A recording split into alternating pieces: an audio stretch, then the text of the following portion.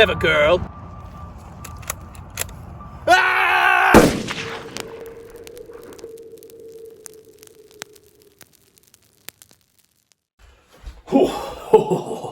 Wow, that was close. But good thing I had my trusty boomstick with me, and that kept me safe from that massive Wendigo that was trying to turn me into dinner.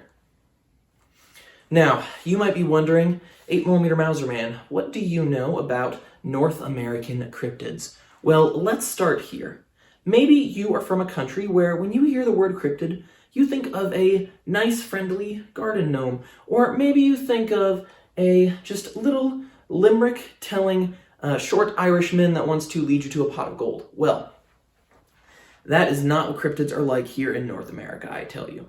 Cryptids in North America want to eat you alive for breakfast, lunch, and dinner if they don't want to torture you first. So what I want to tell you guys about today is the firearms that you should use for North American cryptids. Now, some of this will travel around the world if you have cryptids that do want to eat you, but I am talking specifically about the ones in North America. That includes things like skinwalkers, wendigos, the chupacabra. Although it is not the man sucker, it is the goat sucker, they can still be lethal if you get into close encounters. Trust me, I almost lost a foot to one time.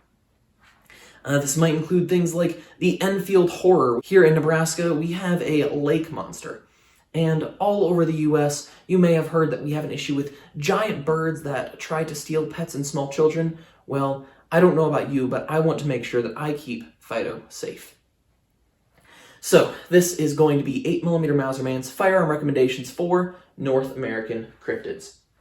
Now, as you saw in the beginning as I was hunting that beast, I am quite a large fan of the Turkish M38 Mauser for North American cryptids. There are a number of different reasons for that. However, we're going to focus on a few things in particular. The first one, I'm a big fan of bayonets. If I'm fighting anything that is trying to turn me into dinner. If it's going to turn me into dinner, it needs to get really close, especially if it doesn't have a firearm to shoot me first. So that is where the bayonet comes in handy. If it gets really close, this gives me quite a bit of reach, but still close enough to do a bit of jabbing and stabbing. The second thing that I very much appreciate about the M38 in particular is they have quite a long barrel. And the long barrel really comes in handy because if you are shooting ammo like this Turkish 8mm, out of this long of a barrel, it fires with about the same velocity as M193 out of a 20-inch barrel, which is spicy, booming hot. That is absolutely insane. It is just zooming through the air at your target, and it weighs about 3 times the mass. That is a lot of hate going down range coming out of this rifle. Now, while we were talking about the barrel, one of the other things that we should talk about is the variety of ammunition that you can load into an 8mm Mauser rifle. Heck, they even make explosive 8mm rounds that they used in World War II for taking down aircraft. If I could get my hands on those, you know that it would be in my cryptid loadout. However, they are quite hard to come by. But what I do have on my belt is 3 things. The first is German SMK. This stuff is light armor piercing. Now, our dear President, Mr. Biden, likes to talk about what if the deer are wearing Kevlar vests. Trust me, I've seen it. This stuff really comes in handy. However, there are some other things that you should be aware of if you are encountering cryptids in real life. Secondly, I already mentioned it, the Turkish 8mm. This stuff's claim to fame is that it just shoots super irresistibly hot. I have seen it blow out a steel plate because this stuff just goes fast. Finally, you might be thinking, but 8mm Mauser Man, cryptids are usually soft and fleshy. I mean, some of them are just giant deer that walk on 2 legs. I have 2 things to say about this. First, that is horrifying.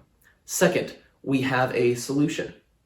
These are the rounds that I used to finish off that Wendigo that we were just hunting, and they are crazy. It is S&B 8x57JS. This stuff shoots very, very quick, and it has a soft lead core at the front. Oh, last thing I should mention, I love that this rifle feeds from stripper clips. Usually if you're fighting one thing, you won't need more than 5 rounds. However, in my experience, it really comes in handy when you are fighting something that is large and wants to turn you into jam. Now let's set this down and talk about our next rifle. Now you guys haven't seen this on the channel yet, but it is going to be a good stopgap, a good in-between rifle between the Turkish M38 and the third rifle that we are going to talk about. Where this comes in handy is that it is an shortened Isha Port 2A1.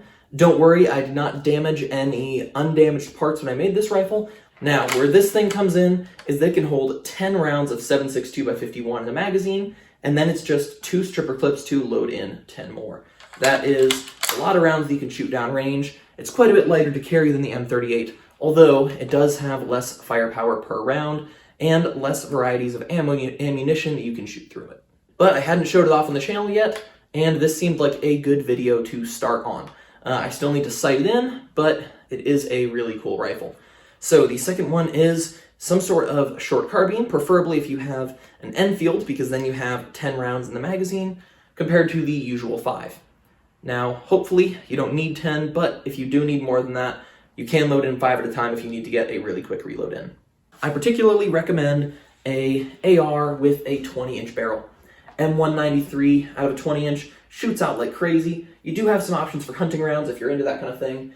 And then you can load in 20 or 30 round magazines, and if you need more ammunition, just drop it and then put in the new one.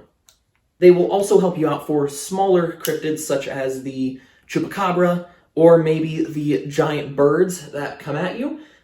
You may want more firepower where you can just pull the trigger because you want to be able to fire more rapidly if it's not up close. Now, with this particular M16A1 and all of the actual adopted M16 and M4 series rifles, you can mount a bayonet. Bayonets are really great at what they do because let's say you're shooting that bird out of the sky like a crazy man, of course from the hip, you aren't going to aim. You're shooting at the bird and he gets too close, he comes at you. Get him right between the ribs. Now there is one other bonus of the M16A1 that we should talk about, and that is the drip. Now, let's be real for a moment. There is a very low chance that you will actually survive an encounter with a North American cryptid. So, let me ask you a question. If somebody finds your corpse that has been disembodied by some sort of mythological beast, do you want them to find you with a rifle that doesn't make you look really, really cool? No, you don't. You want them to find you with an M16A1 with the carry handle, the duct tape around the handguards, and the sling that matches the era. You want to look dope. Now you might be asking, 8mm Mauser Man, what types of handguns do you recommend for North American cryptids? And the simple answer is, I don't. Because, let's be real, handgun isn't going to do anything. However, there are 2 reasons why I recommend carrying a handgun if you are expecting to encounter North American cryptids. The first is, we've already talked about it, the drip. Let's say you get found and somebody looks at your corpse and they see a dope handgun like a CZ82. They're going to say, wow, that guy's dead, but he looks really cool. And his handgun is locked back.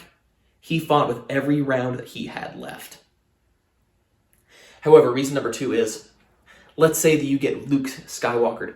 Let's say that a Bigfoot or some sort of large ape man type thing takes you back to its frozen lair, your feet are stuck in the ceiling, and there it is munching on some bones in the corner. Now, you don't have the force, so your rifle laying on the ground over there is completely useless to you. But you have a concealed handgun in your waist in a well-made, modern Kydex holster.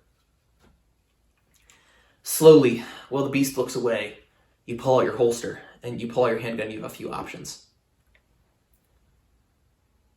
Shoot at your feet and run away. Shoot at the beast, let it kill you, and go out like a man. I don't know about you, but I surely know what I am trying to do. All of that being said, I am 8mm Mauser Man, and these are my firearm recommendations for North American cryptids. Over the course of this video, I have mentioned the names of multiple cryptids that specifically hunt you when you mention their name. But at least for right now, I've lived on. Which proves it's hard to get the best of a man named John. John.